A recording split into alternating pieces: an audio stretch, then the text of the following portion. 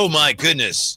We know that Vegas is where the stars hang out. We know Drapes is there, and it looks like he has landed a big star for us. Who you got there with you, Drapes? I wanted Chris Watkins, too. Let me just say that, because I would love to have Chris, too. Got our boy Brenden Nunes, Sactown Sports 1140 Kings Insider. And I wanted him and Chris on because we're the only local cats down here. Really? We holding it down more so than anybody else. These guys are putting in work. So I'm like, we got to give them some love and show the people that Sactown Sports 1140, we are down here. We are in the building. Absolutely. How are you, Brenden? Doing good. Thanks for having me, guys. Appreciate you, Drapes. Like he said, we got some good representation going on out here. We actually got some things in the works, so stay tuned for some things I'm sure you guys will see going into next week. But if I could paint the picture a tiny bit, Drapes is in the back of the workroom over here, and I'm trying to write. I just finished up the post-game article here, and I hear him talking crap about the Niners in the background. You can hear me over there? I can't get some peace around here while I'm trying to work. This guy's hyping up the Eagles. Hey, all I know is y'all got to be better than 6-11. Hey, man. If you're better than 6-11, you'll 6-11 is crazy. They will be better than 6-11. Let me ask you this, though, Brenden, seriously, about this whole setup. Yeah. How, can you hear me clearly over there or no? Is it pretty loud? Kind of. I'm used to your voice, though, so I pick up on it quick. I'm in the middle of writing. I'm like, wait, I hear that. Do I have the stream open? Did you go on Alan's show the other day when he was here or no?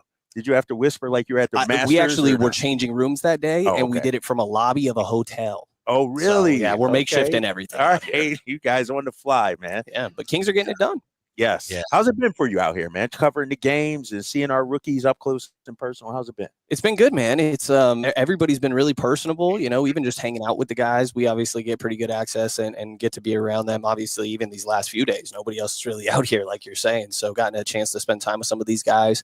Good characters, like even just from that aspect, enjoy hanging out with them and kind of their personalities. Isaac today is talking about how he knew Max for a while from college days. They had the same coach, even if they were at different places. With Kyle Smith going from Washington State over to Stanford, and he knew Max, but he didn't know how funny he was. He said he just come up to him and just like pet him every once in a while and just do random stuff. So there's some, a little weird, but there's some personality here. Point being, and I think that's been good. And obviously, when you see them having success on the floor, it makes it all easy for these guys to be in good spirits. Brenden, I just saw that story and I wasn't sure how to present it on the air, so I hadn't mentioned it yet. I left out a part intentionally. It was, it was interesting. It was interesting, but it's all in good fun. Yes. Now, Drapes, I think it was Friday night, they had the NBA media tip-off party there in Vegas. I've heard about this party. Did you attend? Because my understanding is the gentleman to your right, he did attend, even though he wasn't. Alan is telling stories or what, man? Any of the lists. So I was just no. I unfortunately, or fortunately, depending on how the party was. You know me, Whitey. When everybody goes right, I'm gonna go left, big fella. So please share, Brenden. I know we're in Vegas, and you're not supposed to share your secrets or anything, and what happens in Vegas stays in Vegas. But how was that party? No, I mean, man, it was good. We're just talking to certain people. I believe, it was at the Wynn. Yeah. I'll just say shout out to Alan because he kind of helped us work our way into that party. Alan was kind of smooth with how that happened. But I'm going to do better than him and keep the story to Vegas. There's not all that much depth to it. We end up at like a random concert, me, Sean, and Alan, and it was a good time. But we're getting a lot done out here. Some good networking. Alan needs to keep his mouth shut. You want to hear how Alan got them in? Because I would love to. Did he already share this? Yeah, he shared this today. So there was a couple people with lists, and they're like, "I'm sorry, you're not on the list." Oh, I got the email. You're not on the list. So at some point, Alan got on his phone, and there was no one on it, and he said, "Yeah, okay, we'll be right in." Supposedly, the person he was with did the same thing, and they just walked in, and they had a great time at the party. Is that how it went down? Yeah, since he already shared it, it's fine. We're like trying to figure it out. I had somebody else get my email, and they're like, "All right, here's a confirmation." And to be honest, I'm like, this might just be a screenshot of a confirmation, so we got to work with this. Did you have an actual confirmation from somebody? We did, but it was not working. A guy comes over, like newly updated list, is like, "No, I'm not seeing you on here." He turns around for half a second. Alan walks past me with some pace and is just like, "Oh, yeah, we're coming in right now." Like acting on the phone. And I'm like, well, I guess I should follow his lead right here. And sure enough, you act like you belong. Right. You got I don't know why we're telling on ourselves in here. We're just talking about people can hear me. That's awesome, man. But now, was it worth it though? Once you got in, it was a good time. It was a good time for sure. We talking with some people. I think we talked with Mark Jones a little while in your boy there, Mark, Deuce Mason, yeah. some friends, and always good getting to talk to different people from around the league as well. So Nico Harrison, I heard they were hanging out with Nico Harrison at one point. I don't know about it. Maybe I missed Nico. Really? Yeah, Alan might have separated from the group at some point. Trade? No, I don't think so. I don't think so. All right. Yeah, I did not go to that party that night. Yeah.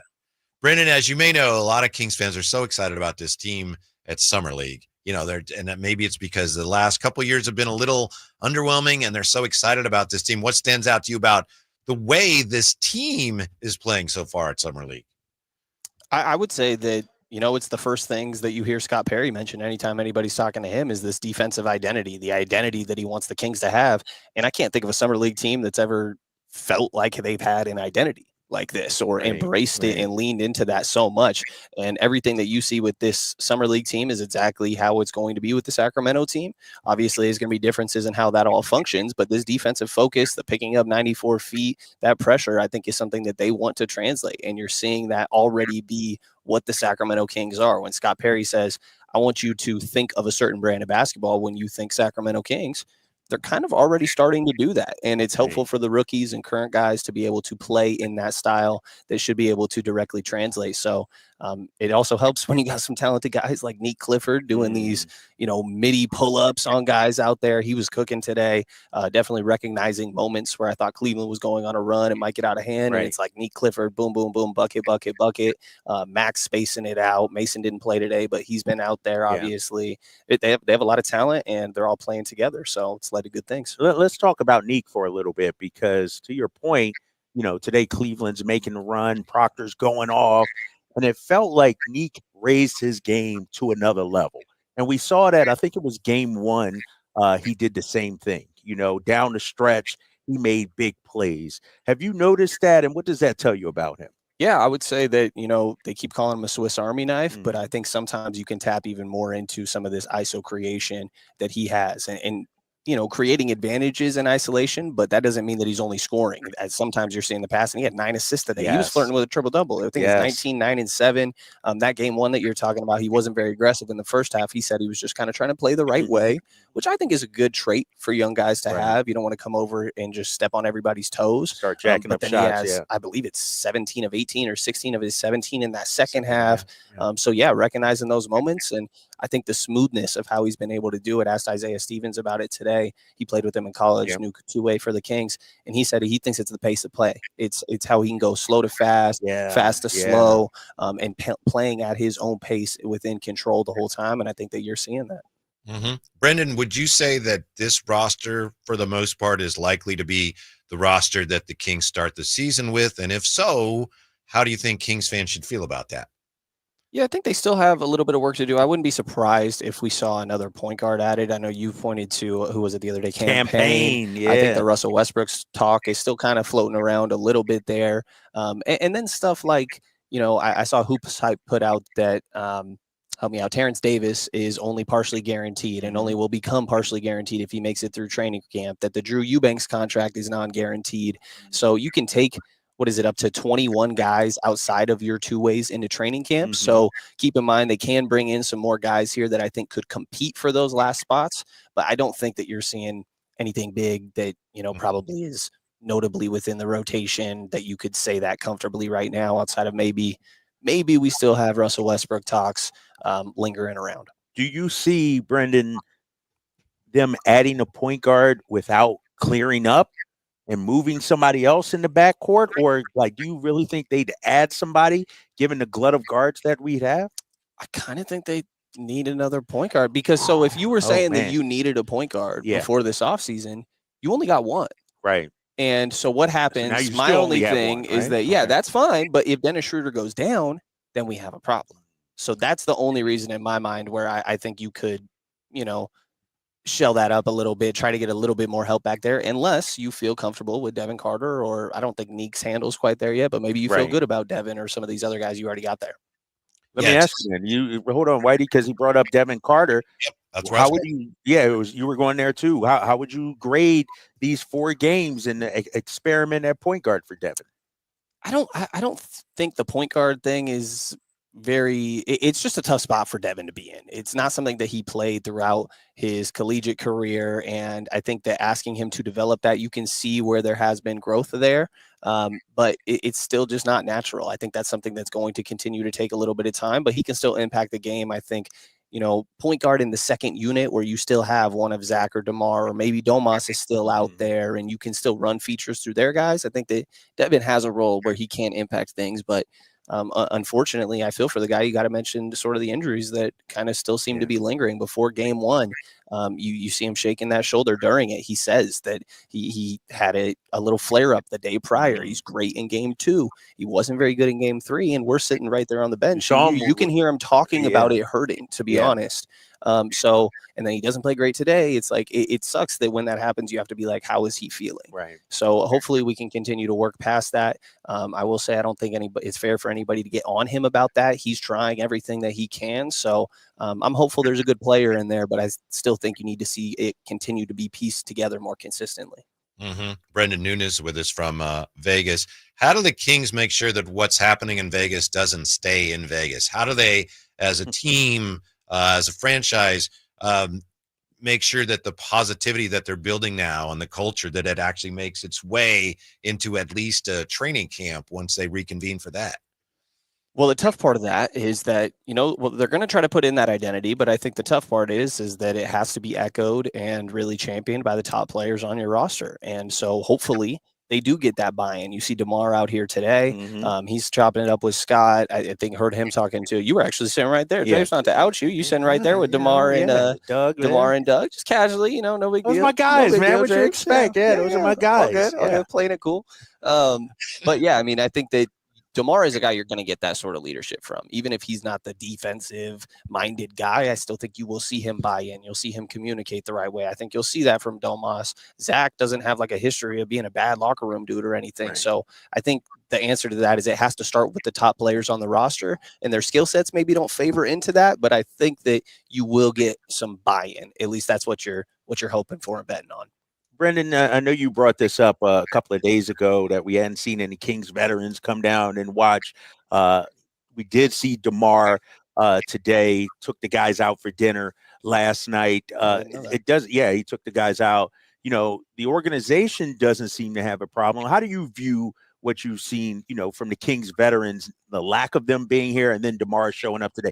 I guess Keon was around the other day for game 3. I didn't get to see him, but what do you make of all that? Yeah, didn't see Keon at the game, but I know that he was at a practice. Got some work in actually with some of the coaches and stuff.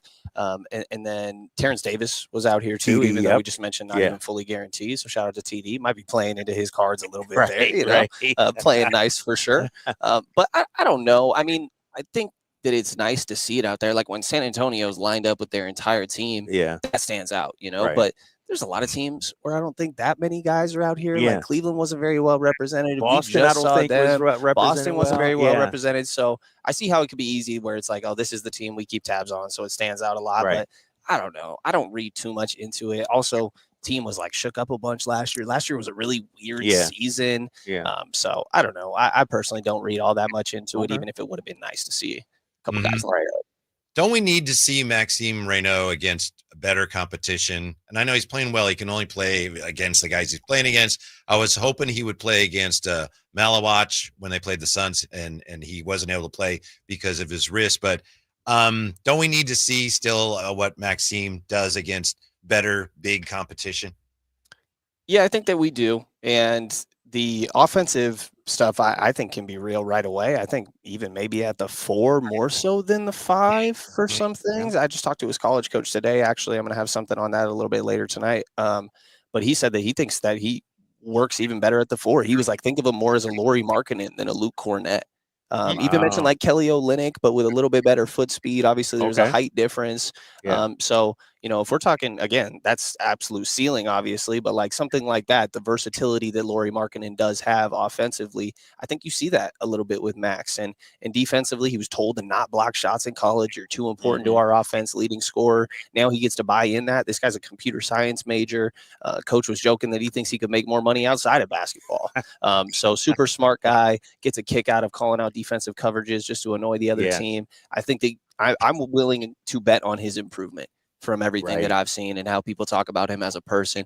And that's the same thing that you could say for Neek, which again, I think Yeah. very much points towards this culture and identity that Scott Perry is trying to create in Sacramento. Do you feel Max, obviously we hear him all the time, whether Yes, he's we in the do. game or the bench, but even the way he talks to some of the other players, it seems like he's wise beyond. I know he's an older player, 4-year player and everything like that. Seems like he's a little more mature beyond his years out there on the floor. Like he's kind of a leader, if you will, already on this team. I think so. I think that you definitely see that leadership. I think it's something that had been there since his time in college. And it's even more impressive. Like English is not his first language. Right. In the interview that he had with Jason Ross, he talked about how sometimes he thinks people can't understand him with little things. I'm like, dude, I think you speak great English. I don't know what you're talking about. And so multiple languages, and he's that sort of leader. Maybe, haven't talked to them about this, but maybe there's some perspective things of coming over just from France and embracing everything here. So I think that he's been great off the court, man. Everything about how they talk about him as a worker, how he is as a teammate, just an intelligent person, but also lighthearted. Coach told me that he limits himself to 1 hour of social media / internet a day. Really? Super disciplined guy. So I think, again, makes it easy to bet on him. Brenden and Drapes, I'm wondering what you guys think of this. I've been thinking of Scott Perry and the things that have happened in the organization since he came in, and he's going to get most of the credit for this, and he deserves a lot, but obviously there are a lot of other people that deserve credit too, especially the players. But to me, he came in at a time when, it's like if you're in an emergency room, the patient is bleeding. You have to stop the bleeding. You have to stabilize the patient. And I think he's done that. And now it's getting to a point where at some point it's like, you have to deliver a baby. You have to deliver like a team that has a chance to be competitive. And it's not easy, but I think he's done a really good job from where he started to where this thing is right now. I think he's done a remarkable job. I think Dr. Perry has done a remarkable job. Yeah, I mean, I think they're one of the winners of Summer League for what's that worth. Isaiah Stevens was on the team that won Summer League last year in Miami. I will say Miami wasn't a great team last year, but they got the whole culture thing going on, and I think that's what Sacramento's starting to build. I honestly don't have the highest expectations for the Sacramento team next year. I think it's a very tough Western Conference. I think they are good enough to win on any given night, which helps from a, just a viewership standpoint. And honestly, the West is so wide open. It's just a wide range of outcomes in my mind, but still some finagling of the top of the roster that I think Scott Perry is going to have to work out and be patient yet prudent, I think is wording that he's often using, while trying to get value for some of those top guys. But I think I still feel like with the main team, we're kind of waiting on those moves to take place. Do you think, all right, so we're waiting on those moves, and they may not happen this offseason, maybe at the deadline, maybe next offseason. But we do have Dennis Schroeder now at the one. What kind of impact do you think he'll have when it comes to winning and losing, what we get out of DeMar, what we get out of Zach this season? Yeah, I think he's a professional. I think he fits everything that Scott Perry wants. I think you see a little bit of like a fierceness to his play. He's got a little bit of an edge to him, saw little clips put together recently of him kind of going back and forth with guys. And I think having that little bit of edge is good for this Kings team. I think he's also just a professional. He orchestrates everything. He's a guy that will recognize, hey, Zach hasn't touched the ball in 3 possessions. I'm going to go that direction of the floor this time, So I think little things like that help. And he plays really well with pace. He's a really fast player. It's not De'Aaron Fox. And maybe they partially wanted to play fast, obviously, because De'Aaron when he was here. But Domas plays really well into that. Zach plays well into that. Keegan's accustomed to it. So I think Dennis will also help you get the pace back up, which can make things simpler for everybody else. I like it, and I think it's pretty low risk considering it's really 2 years, that 3rd year partial guarantee. Brenden, we had someone, I think his name was Trey, who earlier today just commented on the text line that, Kings fans tend to get really attached to guys that aren't here long. Like people were Valanciunas fans, now he's gone. We know that with Jake LaRavia, he had a lot of fans. And it's interesting because Kings fans over the years have a knack for gravitating towards guys that maybe aren't here long or maybe aren't really that good. Somebody mentioned Ostertag came up, players like that. I remember I was a big Tony Delk fan, and he wasn't here long. I'm wondering, in all your years as a Kings fan, did you ever have a guy that was one of your favorites that maybe wasn't that good or wasn't here that long? Not to put you on the spot, but I'm just curious because I know you've been a Kings fan for a long time. There might be a cutout in that room behind you, Whitey, of Jamias Ramsey. No way. Yeah? You were a Jemias Ramsey I was guy? a Jemias Ramsey Oh, guy. my God. Actually, that draft class, Jemias Ramsey and Robert Woodard, I really loved both those guys. There's a Jemias Ramsey get him cutout outta here, somewhere Jay. in that studio. Jay, It's just waving it off. this is our Somewhere insider. in that studio. It also was like that was the first draft class when I was covering the team that I got close to, so I got a little bit of like I'm rooting for these guys, you know. Jay, cut his mic, bro. Yeah. Cut his mic, man. Yeah, and I just said Jemias, right? Like people, Yep. he was gonna be through the roof. Yeah. He's He was under playing with Karen Shannon, who's killing it out here. Yeah. Yeah. Oh man, you got to keep that one to yourself, man. And he's still rather young, hear man. He's still young, man. You don't know. I'd rather hear the Vegas it up. stories than that. That's what happened at the tip-off party. Yeah. Right. That's good stuff. All right, man. We're gonna let you go. Appreciate it. Appreciate it, bro. What can we look for on the website, Sactown Sports 1140? Yeah, I think we're planning on having some sit downs. Okay. Don't want to say names yet because you don't wanna say it things yet? always Okay. could fall through. We're All in right. Vegas trying to plan things out, but it sounds like we're gonna potentially talk to some people in the org and have some things that come out here in the next few days. So Thank we're working SactownSports.com, out here in All right. Vegas. So stay tuned.